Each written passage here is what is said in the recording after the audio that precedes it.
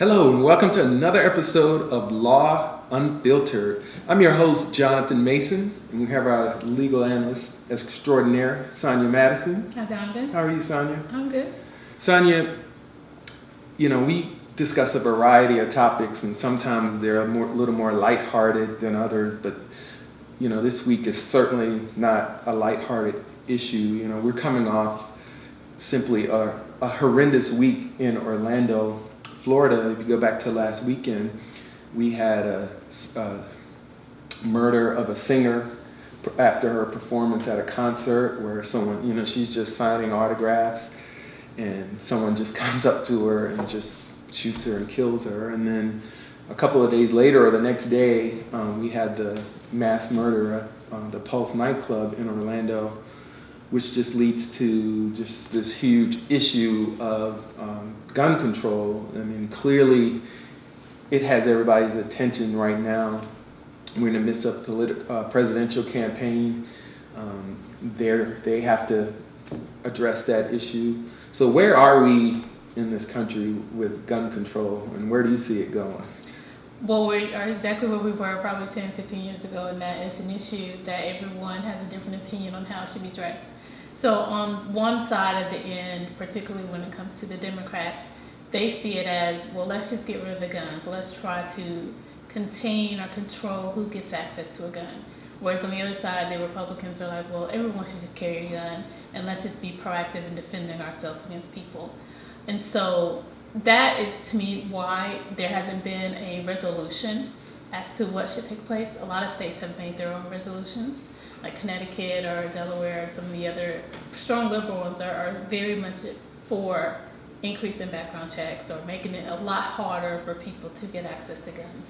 Whereas some of the other states are just going to defer to the federal government to figure it out, and in the meantime, hope and pray that some of these mass issues do not continue to happen. So I just read, like maybe today or yesterday, that Donald Trump was meeting with the NRA to discuss whether people who are on the terror watch list should be able to buy guns. Mm-hmm. And at least there's some recognition on the Republican side that we need to do something. But why would he go to the NRA? Like why isn't it being addressed in Congress instead of talking to the NRA? Well, the NRA is a huge lobbyist, and a lot of Republicans in particular pretty much answer, for lack of a better word, to the NRA. And so whatever they're going to decide, they want to be in conjunction with this organization that pretty much appeases a large group of people. And one of the things that you mentioned that has been a huge issue is this terrorist list. Like, I don't know who's on the list. I don't know where this list comes from. I know there have been some initiatives in Congress to have the list be something that the Attorney General organizes and puts together. And through that list, that everyone, I guess, at some point gets access to or finds out if they are on the list, can then determine if you can buy a gun or not. But then that, again, becomes a conflict. The NRA wants to be able to say, listen, before you put someone on this list, there should be a due process. There should be an investigation to make sure that person is truly a threat. And while you're investigating it, we're not going to block this person from getting a gun. What we'll do is we'll delay it. But unless a court says, yes, this person is an approved name on the watch list, we're not going to say this person can't get a gun. Whereas the Democrats are saying, hey, forget this due process concept. If you're on the list, there's a reason why you're on the list, and why don't we just go with the list and make sure this person does not get access to a gun? Well, if we'd had this list, wouldn't that presumably have stopped this Orlando shooter from being able to buy the weapon? I would hope so. I mean, I don't know too much about this person's background. I know a lot of people have come forward and said that, yeah, he has some issues with, particularly his dad said he had issues with gay people, and then a couple of other people came forward and said some other things about his religion. But I do think it's more of the gay aspect than it is the religious aspect, and it's unfortunate that every time, particularly stuff like this happens, the Islam or the Muslim religion gets attacked, and I do think it's more of the people than it is the actual ideology that is going on. But in this particular case, yeah, you're right. If his name was on the list, he should not have had at least the ability to purchase a gun.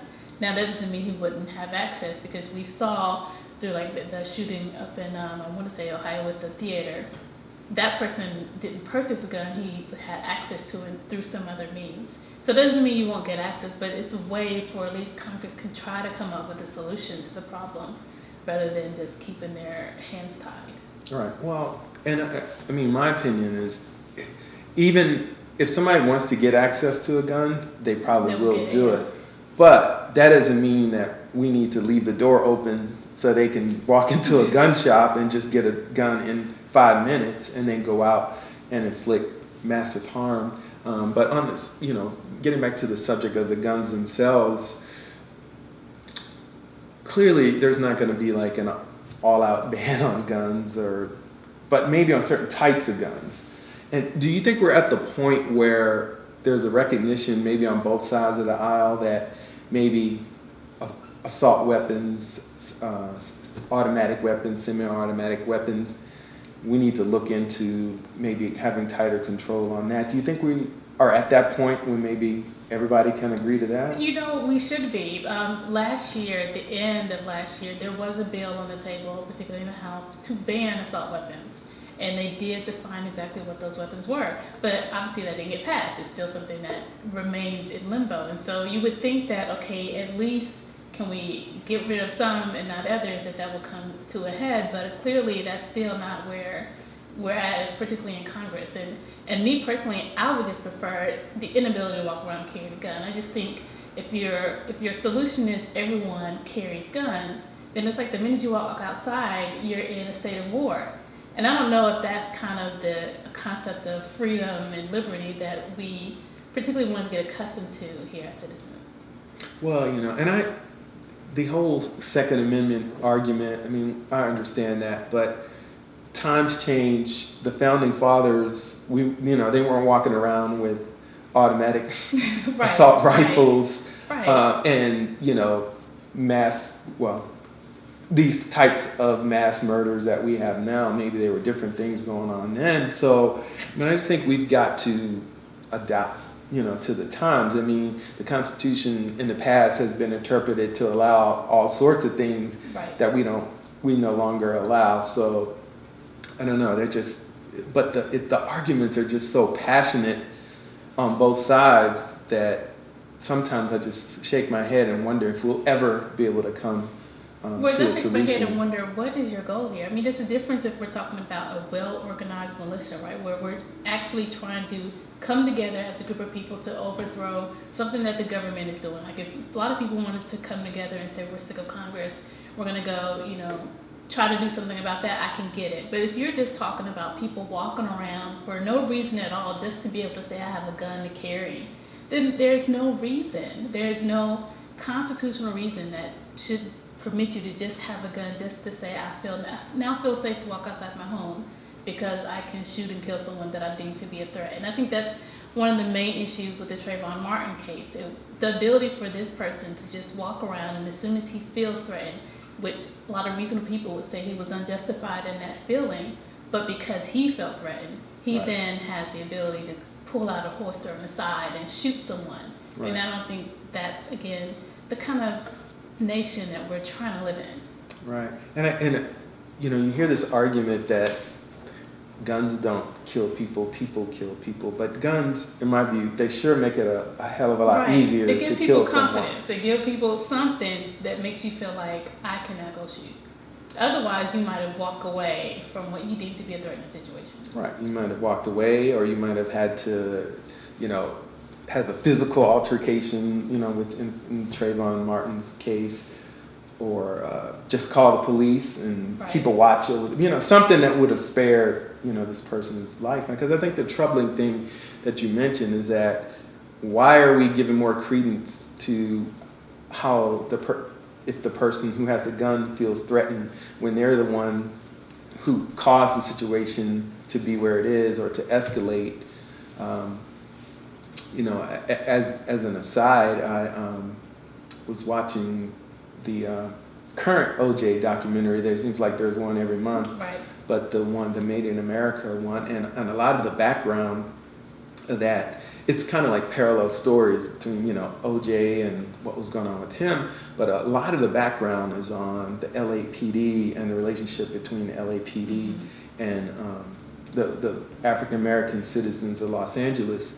And one of the things that happened, they showed in, I think it was the last episode, was it was a Korean shop owner who shot a young African American teenager, I think she was, and the girl came up to the counter. She was going to pay. She wasn't trying to steal. She was going to pay for what she had, and they got into some kind of altercation, and the shop owner just pulls out a gun and just shoots her in the back of the head. And she's leaving then, and she ultimately gets 5 months probation, but that's a whole nother story. But my whole point was, it was just so easy for her in the heat of that moment to pick up the gun and just shoot this child basically in the back of the head. So if we're left to me, and I guess you're saying pretty much the same thing. I mean, we would have some seriously strict gun control, not just banning assault weapons or automatic weapons. I mean, I'd probably come close to an all-out ban. Yeah, I'm close to that too, particularly when it comes to leaving your house. It's one thing if you've got it in your house and it's a locked place, or even, I may even compromise with the car, but just to walk around with the gun, it just instills unnecessary fear and drama. That's just not necessary. Yeah, I agree with you about that. I can live with and understand people having a weapon in their home. A few years ago, there was, I think it goes back to 2007, there was a football player named Sean Taylor, and he was in his home and someone broke into his home, and he had been in trouble with the law, and I think he couldn't have a gun, and these intruders came into his home, and he was locked. He was in the bedroom with his wife, fiance and child, and the intruders ended up shooting him they shot him in the leg, but they hit artery, and he ended up bleeding to death. But maybe that's a situation where you look at it, well, if Sean Taylor could have had a gun in his own home, maybe he would have been able to protect his family in that situation. So, there's arguments on both sides of it, but the bottom line is we've got to do something. Was it no longer than a couple weeks ago or a month ago when President Obama was talking about having people you can have them on a no-fly list if you're watching them for suspected terror activity or terror involvements, but you couldn't stop that person from buying a gun. And to me, that's just, if anything, it should be the opposite. Right. There's a reason why you're on a no-fly list, and that's why the NRA is so important, because the NRA is saying, hey, then if you're going to include no-fly, there needs to be a due process here. There needs to be some type of measures in place to make sure it's a justifiable reason why you put this on the list. And I think at some point, we as a nation, we sort of trust our government. And I know there's a lot of hesitancy in that people feel like, oh, they're watching, or they're just not doing things appropriately. But at the same time, it is our job to elect the people to do what we feel like they should do, and then we got to put our hands away from it at some point and let them do that. Yeah, and when I think about it, now that you've said that, I almost feel like, okay, you can have due process, but first we're going to take the action of stopping you from getting the gun, and then we'll have a hearing to determine whether you should be allowed to get one or not. However long that takes, right? That's not gonna be easy. But don't let them get the gun, and then we have to find a reason to keep them from getting the gun. If there has to be some standard for denying them that. I mean, it could be, I don't know what criteria the FBI uses to put someone on a no-fly list, for example, but it seems like we could come up with some standards for putting people on some kind of wait list or no purchase list until, there can be some kind of hearing. And I imagine with these horrendous acts that have happened, we've created some standards. Obviously, mental health is an issue. Obviously, if someone is pronouncing or announcing claims to ISIS or some type of terrorist group, I think those are good standards that we've got a good start. And whether we can keep adding to it later, that's fine. But at least let's start somewhere so that we can go ahead and put these people on this list and ban them versus, well, I guess we can't do anything until we have an exhaustive list, which could be too late. Yeah, one other thing that's happened with the Orlando shooter that I find interesting is what's going on with his wife. And the possibility of bringing charges against her Oh, really? for not reporting what she knew about what her husband was planning, because she's talked to them, which I don't know how advisable that is to talk to them, but she's talked to the FBI and indicated that she may have known that he was thinking of carrying out some kind of attack, but not without knowing Right. specifically what he was going to do. So, to what level does a person in that position, and is it more complicated because it's a spouse, but if you hear something like that or someone says something like that to you, do you have a responsibility to go to the FBI or go to the police to report that type of thing? I mean, I think that's what we need now.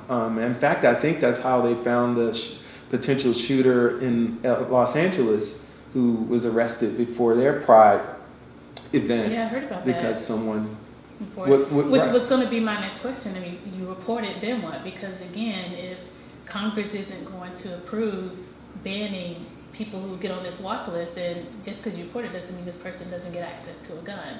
And yeah, we arrested that one person, but that was in the act of it.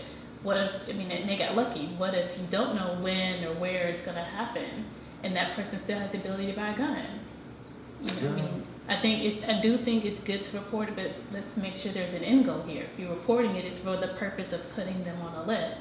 But if the NRA or if Congress doesn't make the list worth anything, then, what good is it? Well, I think this is one of those times when we need to inundate our elected officials' Right. offices with messages, emails that, we want action and we need action. We can't just sit around and wait for the next historical shooting Right. to occur. And I know in the past, some of the parents of some of the victims have talked about starting crusades for gun control, Well, but then they all did it just, for a while. and then it just kind of fizzles out. Something else comes along in the news cycle, and it's out of the public. Or public again, eye. the lobbyists are saying, no, we don't like this, or we can't get this one because the other side's not approving.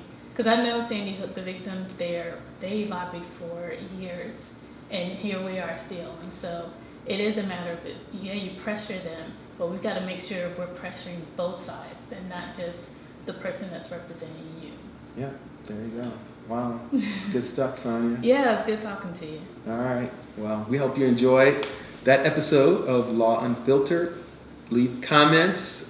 We value your feedback, and we look forward to seeing you next time.